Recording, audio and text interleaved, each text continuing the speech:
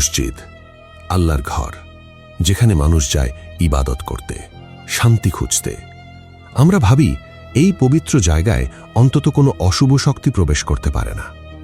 কিন্তু গ্রামের পুরনো মসজিদগুলোতে এশার নামাজের পর যখন সবাই চলে যায়, তখন যদি দেখেন মেহরাবের ঠিক সামনে অন্ধকারে কেউ একজন সেজদায় পড়ে আছে, আর আপনি যখন তাকে ডাকার জন্য কাছে গেলেন, তখন সে মাথা না তুলেই ঘাড়টা পেছনের দিকে ঘুরিয়ে আপনার দিকে তাকালো, আর তার চোখ দুটো সম্পূর্ণ সাদা। তখন ওই পবিত্র ঘরের ভেতর আপনি কোথায় পালাবেন? ওয়েলকাম ব্যাক প্রিয় শ্রোতা, আমি শাহাদাত হোসেন, আর আপনি শুনছেন ভূত FM 9.8, যেখানে গল্প নয়, ভয় নিজেই কথা বলে। আজকের ঘটনাটি আমাদের কাছে পাঠিয়েছেন কুমিল্লার এক গহীন গ্রামের মসজিদের সাবেক মুয়াজ্জিন হাফেজ ইব্রাহিম ছদ্মনাম। আমরা সবাই জানি জিন জাতি দুই ধরনের হয়, ভালো জিন যারা আল্লাহর ইবাদত করে, আর খারাপ জিন বা শয়তান যারা মানুষের ক্ষতি করে। কিন্তু যখন কোনো পুরনো জায়গায় এই দুই জগতের বাসিন্দাদের রাস্তা এক হয়ে যায়, তখন শুরু হয় এক অদ্ভুত লড়াই। হাফেজ ইব্রাহিম সাহেবের সাথে সেই পুরনো মসজিদে যা ঘটেছিল তা কোনো সাধারণ মানুষের পক্ষে মেনে নেওয়া সম্ভব নয়। কি লুকিয়েছিল ওই এশার নামাজের পরের নিস্তব্ধতায়? চলুন সময় নষ্ট না করে সরাসরি চলে যাই কুমিল্লার সেই হাড় হিম করা রাতের অন্ধকারে। ভয়ের আরেক নাম ভূত FM 9.8। আসসালামু আলাইকুম শাহাদাত ভাই, আশা করি আপনি ভালো আছেন। আমিও আল্লাহর রহমতে ভালো আছি। আমি হাফেজ ইব্রাহিম, থাকি কুমিল্লার মুরাদনগর থানার একটা প্রত্যন্ত গ্রামে। আমি কোরআনের হাফেজ। আমার সারাটা জীবন কেটেছে মসজিদ, মাদ্রাসা আর আল্লাহর ইবাদতের মধ্যে। আমি জানি জিন জাতির অস্তিত্ব কোরআন দ্বারা প্রমাণিত, কিন্তু আমি কখনো ভাবিনি আমি নিজের চোখে তাদের এমন এক রূপ দেখব যা আমার রাতের ঘুম চিরতরে হারাম করে দেবে। আমি যা বলতে যাচ্ছি তা কোনো বানানো গল্প না। এই ঘটনাটা ঘটার পর আমি আজও এশার নামাজের পর একা মসজিদে থাকতে পারি না। একটু বাতাস দিলেই আমার মনে হয় হয়তো আমার পেছনেই কেউ সেজদায় পড়ে আছে। আমার এই ঘটনাটা শোনার পর হয়তো অনেকেই রাতের বেলা একা মসজিদে ইবাদত করার সময় পেছনের অন্ধকার কোণাগুলোর দিকে একবার হলেও সতর্ক দৃষ্টিতে তাকাবেন। ঘটনাটা আজ থেকে প্রায় 10 বছর আগের। আমি তখন কেবল হেফজ শেষ করে গ্রামেই একটা ছোট মাদ্রাসায় পড়াচ্ছি। আমাদের গ্রামের ঠিক শেষ মাথায় একটা বিশাল পুরনো দিঘির পাড়ে একটা মসজিদ ছিল। মসজিদটা ব্রিটিশ আমলের তৈরি, দেওয়ালগুলো অনেক চওড়া আর পলেস্তারা খসে খসে পড়েছে। মসজিদের ঠিক পাশেই একটা পুরনো গোরস্থান, আর তার পেছনে বিশাল এক বাঁশবাগান। জায়গাটা দিনের বেলাতেই বেশ ছিমছামান নির্জন থাকে, আর রাতের বেলা মাগরিবের পর ওই এলাকায় একটা অদ্ভুত কুমোট অন্ধকার নেমে আসে। ওই মসজিদের যিনি মুয়াজ্জিন ছিলেন, কাশেম চাচা, উনি হঠাৎ করে খুব অসুস্থ হয়ে পড়েন। গ্রামের মুরব্বীরা আমাকে ডেকে বললেন, ইব্রাহিম, কাশেম ভাই তো অসুস্থ, তুই বরং কয়েক মাস এই মসজিদের মুয়াজ্জিনের দায়িত্বটা পালন কর। 5 ওয়াক্ত আজান দিবি আর মসজিদটা দেখাশোনা করবি। আমি আল্লাহর ঘরের খেদমত করার সুযোগ পেয়ে সাথে সাথেই রাজি হয়ে গেলাম। মসজিদের এক পাশে একটা ছোট্ট হুজরাখানা ছিল। আমি আমার জিনিসপত্র নিয়ে ওই হুজরাখানাতেই থাকতে শুরু করলাম। প্রথম কয়েকদিন সবকিছু খুব স্বাভাবিকভাবেই কাটল। ফজরের আজান দেওয়া, নামাজ পড়া, আবার রাতে এশার পর হুজরাখানায় ফিরে আসা। কিন্তু বিপত্তিটা শুরু হলো ঠিক 1 সপ্তাহ পর থেকে। আমি খেয়াল করলাম এশার নামাজের পর যখন গ্রামের সবাই চলে যায়, তখন মসজিদের ভেতর থেকে অদ্ভুত কিছু শব্দ আসতে শুরু করে। সেদিন ছিল মঙ্গলবার রাত। এশার নামাজ শেষ করে আমি মসজিদের দরজা জানালা বন্ধ করছিলাম। কারেন্ট ছিল না, তাই আমি একটা হ্যারিকেন হাতে নিয়ে ঘুরছিলাম। আমি যখন মেহরাবের কাছের জানালাটা বন্ধ করতে গেলাম, হঠাৎ আমার মনে হলো আমার ঠিক পেছনের কাতারে কেউ একজন দাঁড়িয়ে আছে। আমি থমকে দাঁড়ালাম। আমি স্পষ্ট শুনতে পেলাম কেউ একজন খুব নিচু স্বরে ভারী গলায় কোরআন তেলাওয়াত করছে, আলহামদুলিল্লাহি রাব্বিল আলামিন। গলাটা খুব সুমধুর, কিন্তু তাতে কেমন যেন একটা ইকো বা প্রতিধ্বনি ছিল। মনে হচ্ছিল শব্দটা মাটির অনেক গভীর থেকে আসছে। আমি হেলিকেনটা ওপরে তুলে পেছনে তাকালাম। মসজিদ সম্পূর্ণ ফাঁকা, কেউ নেই। আমি নিজেকে বোঝালাম, ইব্রাহিম, তুই হয়তো নিজের মনের ভুল শুনছিস, অথবা হয়তো কোনো ফেরেশতা বা নেক জিন ইবাদত করছে। আল্লাহর ঘরে তো ভয় পাবার কিছু নেই। আমি হুজরাখানায় ফিরে এলাম, কিন্তু সেই রাতে আমি ঘুমাতে পারলাম না।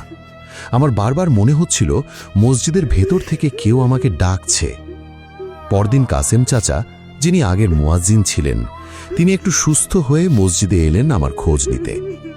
আমি ওনাকে রাতের ঘটনাটা বললাম। আমার কথা শুনে কাসেম চাচার মুখটা ফ্যাকাশে হয়ে গেল। উনি এদিক ওদিক তাকিয়ে আমাকে হুজরাখানার ভেতরে টেনে নিয়ে গেলেন। ফিসফিস করে বললেন, ইব্রাহিম বাবা, তুই রাইতে এসার পর ভুলেও আর মসজিদের মেন ঘরে ঢুকবি না। নামাজ শেষ, দরজা লাগাইয়া সোজা হুজরাখানায় চলে আসবি। আমি অবাক হয়ে বললাম, কেন চাচা, আল্লাহর ঘরে কিসের ভয়? কাসেম চাচা একটা দীর্ঘশ্বাস ফেলে বললেন, বাবা, এই মসজিদটা অনেক পুরনো। এখানে শুধু আমরা মানুষরাই নামাজ পড়ি না, এখানে জিনদেরও একটা জামাত হয়।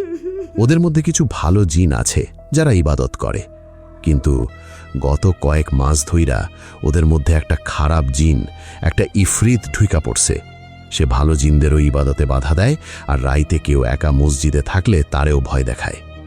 আমি অসুস্থ হইয়া পড়ছি এমনে এমনে না বাবা, আমি ওই জিনিসটারে নিজের চোখে দেখছিলাম। কথাটা শোনার পর আমার বুকের ভেতরটা একটু কেঁপে উঠল। কিন্তু আমি কোরআনের হাফেজ, আমার মনে একটা অহংকার ছিল যে আমার বুকে কোরআন থাকতে শয়তান আমার কি ক্ষতি করবে। আমি কাসেম চেচার কথায় খুব একটা কান দিলাম না। কিন্তু শাহাদাত ভাই, আমি জানতাম না অহংকার পতনের মূল, আর শয়তান মানুষের অহংকার নিয়েই সবচেয়ে বেশি খেলে। ঘটনাটা ঘটল সেই সপ্তাহের বৃহস্পতিবার রাতে। সেদিন ছিল অমাবস্যা। বাইরে ঘুটঘুটে অন্ধকার, আর তার সাথে শুরু হলো মুষলধারে বৃষ্টি। এশার নামাজ পড়তে সেদিন মাত্র 4-5 জন মুসল্লি এসেছিল। নামাজ শেষ হতে হতে রাত প্রায় 9টা বেজে গেল। মুসল্লিরা তড়হুড়ি করে ছাতা মাথায় দিয়ে বাড়ির দিকে ছুটে গেল। আমি একা। ওই বিশাল পুরনো মসজিদে আমি সম্পূর্ণ একা। আমি হ্যারিকেনটা হাতে নিয়ে মসজিদের মেন গেটটা বন্ধ করতে গেলাম। দরজাটা লক করে আমি যখন হুজরাখানার দিকে ফিরব, হঠাৎ মসজিদের ভেতর থেকে একটা বিকট শব্দ হলো, ধড়াম। কেউ যেন মসজিদের ভেতরে রাখা কাঠের রেহালটা সজোরে ফ্লোরে ছুঁড়ে মেরেছে। আমার পুরো শরীর যেন কারেন্টের শক খেল। আমি তো নিজের হাতে সব দরজা জানলা বন্ধ করেছি, ভেতরে তো কেউ থাকার কথা নয়। আমি হ্যারিকেনটা হাতে নিয়ে বিসমিল্লা বলে আবার মেন দরজাটা খুললাম। মসজিদের ভেতরটা ঘুটঘুটে অন্ধকার। হ্যারিকেনের ম্লান আলোয় আমি দেখলাম মেহরাবের ঠিক সামনে ফ্লোরের ওপর কাঠের রেহালটা ভাঙা অবস্থায় পড়ে আছে। আমি ধীরে ধীরে মেহরাবের দিকে এগোতে লাগলাম। আমার হার্টবিট তখন কানের কাছে ড্রামের মতো বাজছে। কে ওখানে? কে? আমি একটু জোরেই ডাকলাম। কোনো উত্তর এলো না। কিন্তু আমি যখন মেহরাবের একদম কাছাকাছি পৌঁছলাম, আমার চোখ ছানা বড়া হয়ে গেল। আমার নিঃশ্বাস বন্ধ হয়ে আসছিল। আমি দেখলাম মেহরাবের ঠিক মাঝখানে কেউ একজন সেজদায় পড়ে আছে। লোকটার পরনে একটা পুরনো ময়লা সাদা রঙের জুব্বা, কিন্তু তার শরীরটা অস্বাভাবিক রকমের বড়, একজন সাধারণ মানুষের চেয়ে অন্তত দ্বিগুণ চওড়া। সে সেজদাতেই আছে, কিন্তু সে কোনো নড়াচড়া করছে না, কোনো নিঃশ্বাসের শব্দ নেই। আমি কাঁপা কাঁপা গলায় বললাম, ভাই, আপনি কে? এশার নামাজ তো শেষ হয়ে গেছে। লোকটা কোনো উত্তর দিল না, সে সেজদাতেই পড়ে রইল। কিন্তু শাহাদাত ভাই, আমি যা দেখলাম তা আমার মগজকে অবশ করে দিল। লোকটা সেজদাতেই পড়ে আছে, কিন্তু শুধু ঘাড়টা পেছনের দিকে খুব ধীরে ধীরে একটা মেকানিক্যাল পুতুলের মতো আমার দিকে ঘোরাতে শুরু করলো। ওর শরীরটা সেজদাতেই আছে, কিন্তু শুধু ঘাড়টা পেছনের দিকে ঘুরে আমার দিকে তাকালো। মট মট করে হাড় ভাঙার একটা বিকট শব্দ পুরো মসজিদে ইকো হতে লাগলো। আর হ্যারিকেনের আলোয় আমি ওর মুখটা দেখলাম। মট মট করে সেই বিকট শব্দটা পুরো মসজিদে ইকো হতে লাগলো। লোকটার শরীর সেজদাতেই পড়ে আছে, কিন্তু শুধু ঘাড়টা পেছনের দিকে ঘুরে আমার দিকে তাকালো। হ্যারিকেনের ম্লান আলোয় আমি ওর মুখটা দেখলাম। শাহাদাত ভাই, ওটা কোনো মানুষের মুখ ছিল না। ওর মুখের চামড়াটা পোড়া, কালচে রঙের, কোনো নাক নেই, শুধু দুটো গর্ত, আর ওর ঠোঁট দুটো কানের কাছে পর্যন্ত চিরে গিয়ে একটা বিকৃত পৈশাচিক হাসির আকার নিয়েছে। কিন্তু সবচেয়ে ভয়ঙ্কর ছিল ওর চোখ দুটো। ওর কোনো কালো মণি ছিল না, পুরো চোখটা একটা ঘোলাটে সাদা পর্দায় ঢাকা, ঠিক যেন অনেক দিন মরে পড়ে থাকা কোনো প্রাণীর চোখ। সেই সাদা মরা চোখ দুটো দিয়ে ও সোজা আমার দিকে তাকিয়েছিল। আমি শ্বাস নিতে পারছিলাম না, আমার গলা শুকিয়ে কাঠ হয়ে গেছে। আমি একটা চিৎকার দিতে চাইলাম, কিন্তু আমার গলা দিয়ে কোনো শব্দ বেরোলো না। মনে হলো কেউ আমার টুটি চেপে ধরেছে।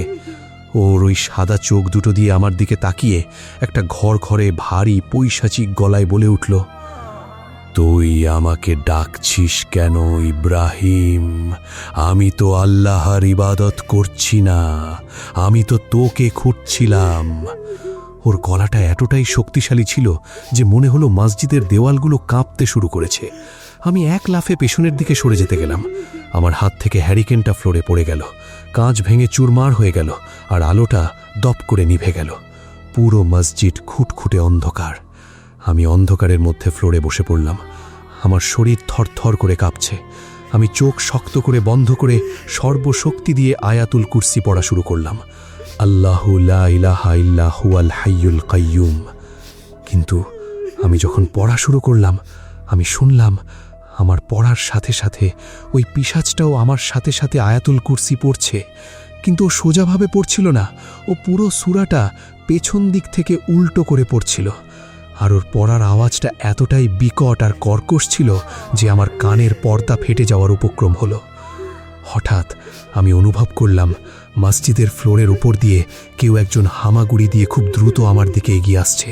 খস খস খস, ওর নখগুলো ফ্লোরের টাইলসে ঘষা খাচ্ছিল।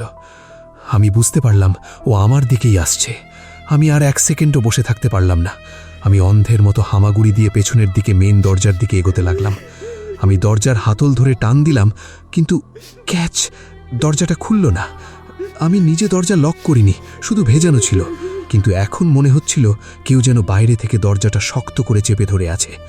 আল্লাহ, আমাকে বাঁচাও, ইয়া আল্লাহ! আমি দরজায় পাগলের মতো থাবা মারছিলাম আর কাঁদছিলাম। আর ঠিক সেই মুহূর্তে আমি অনুভব করলাম একটা বরফ শীতল হাড়গিলে হাত আমার গোড়ালিটা খপ করে চেপে ধরল। ওর হাতের গ্রিপ এতই শক্ত ছিল যে আমার মনে হলো আমার পায়ের হাড় মরমর করে ভেঙে যাবে। ওর হাতের স্পর্শটা এতটাই ঠান্ডা ছিল যে আমার পুরো পা মুহূর্তের মধ্যে অবশ হয়ে গেল। ও আমাকে ধরে হ্যাচকা একটা টান মারল। আমি ছিটকে গিয়ে মসজিদের ফ্লোরে পড়ে গেলাম। আমি ঘষ্টে ঘষ্টে মেহরাবের দিকে চলে যাচ্ছিলাম। আমি বুঝতে পারলাম ও আমাকে মেহরাবের দিকে টেনে নিয়ে যাচ্ছে। আমি আমার জীবনের সবটুকু শক্তি এক করে ফ্লোরের কার্পেটটা শক্ত করে আঁকড়ে ধরলাম। আমি চোখ বন্ধ করে শেষবারের মতো আল্লাহকে ডাকলাম। আমার বুকের ভেতর কোরআন ছিল। আমি আমার মনের সমস্ত বিশ্বাস একত্র করে বজ্রকণ্ঠে সূরা ফালাক আর সূরা নাস পড়তে শুরু করলাম। কুল আউযু বিরাব্বিল ফালাক, কুল আউযু বিরাব্বিন নাস। আমি চিৎকার করে পড়ছিলাম। আমার পড়ার সাথে সাথেই আমি অনুভব করলাম ওর হাতের ওই বরফ শীতল চাপটা হঠাৎ করে আলগা হয়ে গেল। ও একটা বিকট গর্জনের মতো শব্দ করলে উঠল। আমি চোখ খুললাম। অন্ধকারের মধ্যে আমি দেখলাম সেই কালো বিশাল ছায়াটা আমার ওপর থেকে ছিটকে গিয়ে মেহরাবের কাছে আছড়ে পড়ল। ও দুই হাত দিয়ে নিজের কান চেপে ধরে যন্ত্রণায় ছটফট করছিল। আমি এই সুযোগে এক লাফে উঠে দাঁড়ালাম। আমি দৌড়ে আবার মেন দরজার দিকে ছুটলাম। আমি দরজার হাতল ধরে প্রাণপণে টান দিলাম। এবার দরজাটা ক্যাচ করে খুলে গেল। আমি এক লাফে মসজিদের বাইরে বৃষ্টির মধ্যে উঠোনে গিয়ে পড়লাম। আমি আর পেছনে তাকাইনি। আমি দৌড়ে সোজা হুজরাখানার দিকে ছুটলাম। হুজরাখানার দরজা ভেতর থেকে লক করে আমি বিছানায় গিয়ে লেপের নিচে ঢুকে গেলাম। আমার পুরো শরীর তখন জ্বরে পুড়ছে। আমি থরথর করে কাঁপছিলাম। আমি সারা রাত এক ফোঁটাও ঘুমোতে পারিনি। বাইরে তখনও মুষলধারে বৃষ্টি হচ্ছিল, আর আমি স্পষ্ট শুনছিলাম আমার হুজরাখানার জানালার ওপাশ থেকে কেউ একজন ফিসফিস করে আমাকে ডাকছে, ইব্রাহিম, তুই আমাকে ফাঁকি দিয়ে চলে এলি, আমি তোকে ছাড়ব না। আমি শুধু আল্লাহকে ডাকছিলাম। অবশেষে দীর্ঘ প্রতীক্ষার পর ভোরের আজান শুরু হলো। আল্লাহু আকবার, আল্লাহু আকবার। আজানের আওয়াজটা শোনার সাথে সাথেই জানালার ওপাশের সেই ফিসফিসানিটা একটা বিকট আর্তনাদে পরিণত হলো। আর তারপর সব শান্ত হয়ে গেল। যখন সকাল হলো, গ্রামের কয়েকজন মুসল্লি ফজরের নামাজ পড়তে এলেন। তারা আমাকে হুজরাখানার বিছানায় অজ্ঞান অবস্থায় দেখতে পেলেন। আমার ধুম জ্বর। কাসেম চাচা দৌড়ে এলেন। উনি আমার অবস্থা দেখে সব বুঝতে পারলেন। উনি আমাকে ধরাধরি করে আমার গ্রামের বাড়িতে পাঠিয়ে দিলেন। আমি 1 সপ্তাহ জ্বরে ভুগেছিলাম। যখন আমি সুস্থ হলাম তখন কাসিম চাচা আমাকে দেখতে এলেন।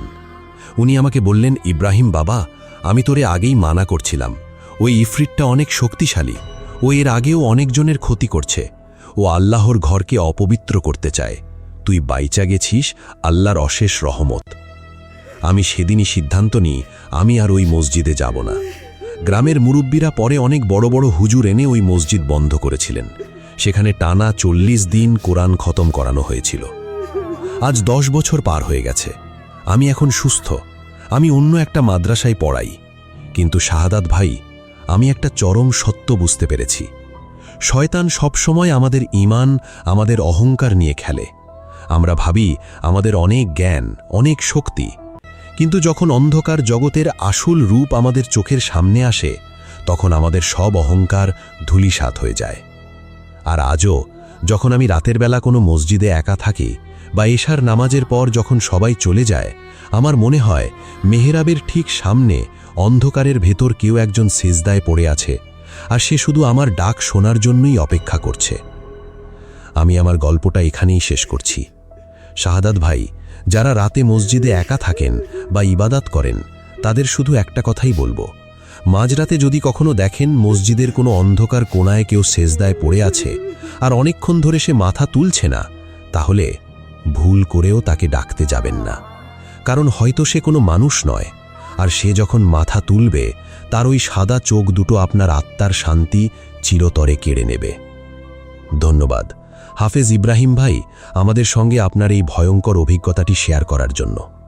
প্রিয় শ্রোতা, স্তব্ধ হয়ে যাওয়ার মতো একটা অভিজ্ঞতা। পুরনো মসজিদের এই ঘটনা প্রমাণ করে আল্লাহর ঘরের পবিত্রতা নষ্ট করার জন্য শয়তান সব সময় সুযোগ খোঁজে। এই ঘটনাটি আপনাদের কেমন লাগলো কমেন্টে জানাবেন। আর ঘটনাটি যদি আপনাদের একটুও ভয় পাইয়ে থাকে, তাহলে ভিডিওতে একটি লাইক দিন এবং বন্ধুদের সাথে শেয়ার করুন। এমন সব নতুন নতুন ভয়ঙ্কর সত্য ঘটনা শুনতে আজই আমাদের ভূত FM 9.8 ইউটিউব চ্যানেলটি সাবস্ক্রাইব করে রাখুন। সাথে আমাদের ফেসবুক পেজে ফলো দিয়ে রাখুন, যাতে কোনো নতুন এপিসোড মিস না হয়। আপনার বা আপনার পরিচিত কারো সাথেও যদি এমন কোনো গা ছমছমে ঘটনা ঘটে থাকে, তবে তা লিখে বা অডিও রেকর্ড করে আমাদের কাছে পাঠাতে পারেন। আপনি চাইলে আপনার পরিচয় সম্পূর্ণ গোপন রাখা হবে এবং ছদ্মনাম ব্যবহার করা হবে। ঘটনা পাঠানোর ঠিকানা bhutfm98bd@gmail.com। আর হ্যাঁ, আজকের এপিসোড শোনার পর যদি আপনি কখনো এশার নামাজের পর একা মসজিদে থাকেন আর হঠাৎ করে যদি দেখেন আপনার পেছনের কাতারে কেউ একজন দাঁড়িয়ে আছে, তাহলে ভুল করেও ঘাড় ঘুরিয়ে দেখতে যাবেন না। কারণ আপনার পেছনে যে দাঁড়িয়ে আছে তার হয়তো কোনো চোখ নেই, আর সে শুধু আপনার দিকে তাকিয়ে হাসছে। আপনি শুনছিলেন ভূত FM 9.8, ভয়, রহস্য আর অজানার ঠিকানা। শুভরাত্রি।